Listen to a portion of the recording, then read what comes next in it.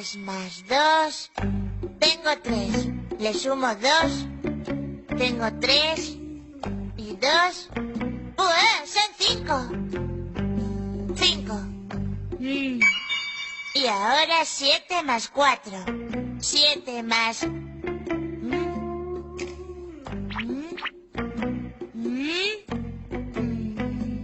Oye, Masao, ¿me puedes dejar 4 dedos? No me líes. Tranquilo, te los devolveré limpios. Vamos, niños, tenéis que contar solitos. Pero es que no me llegan los dedos. Úsalos de los pies si es necesario. Ah, claro.